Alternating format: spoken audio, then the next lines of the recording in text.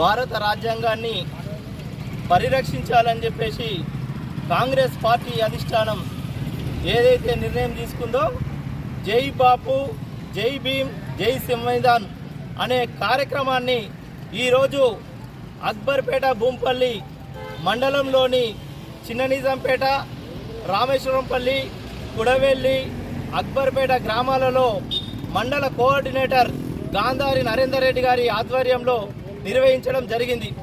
ఏదైతే ఈ రోజుకు కాంగ్రెస్ పార్టీకి అధ్యక్షుడిగా వ్యవహరించినటువంటి మహాత్మా గాంధీ 100 సంవత్సరాలు పూర్తయిన సందర్భంగా ఆయన నాయకత్వంలో ఈ దేశానికి స్వాతంత్రం వచ్చింది కాబట్టి జై బాపు అనే నిదానం తీసుకోవడం జరిగింది. అలాగే డాక్టర్ బిఆర్ అంబేద్కర్ గారు ప్రత్యక్ష రాజకీయాల్లో ఓడిపోయినప్పటికీ కాంగ్రెస్ పార్టీ రాజ్యసభకు పంపించి న్యాయశాఖ మంత్రిగా చేసినటువంటి కాంగ్రెస్ పార్టీ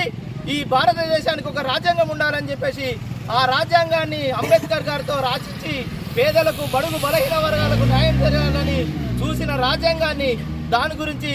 జై భీమ్ అనే ప్రోగ్రాం నిర్వహించడం జరిగింది. ఈ రాజ్యాంగ పరిరక్షణ పేదలకు, అన్ని వర్గాలకు అందాలని చెప్పేసి అంబేద్కర్ రాసిచ్చిన రాజ్యాంగాన్ని ఈరోజు కేంద్రంలో ఉన్నటువంటి బీజేపీ పార్టీ విధ్వంసం చేయాలని, పేదలకు, బడుగు బలహీన వర్గాలకు దక్కుతున్న ఫలాలను దక్కకుండా చేయాలని చూస్తున్నటువంటి ద్వంద్వమైన వైఖరిని ఖండిస్తూ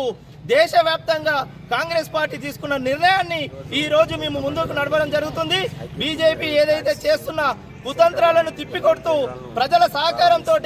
ఈ భారతదేశ రాజ్యాంగాన్ని కాపాడాలని చెప్పేసి సంవిధానంగా అనే కార్యక్రమాన్ని తీసుకొని జై బాపు, జై భీమ్, జై సంవిధానం అని చెప్పేసి ఈ కార్యక్రమాలను కాంగ్రెస్ పార్టీ దేశవ్యాప్తంగా చేస్తూ ప్రజలను చైతన్యపరుస్తూ ఈ రాజ్యాంగాన్ని కాపాడుకుంటామని తెలుస్తున్నాం. జై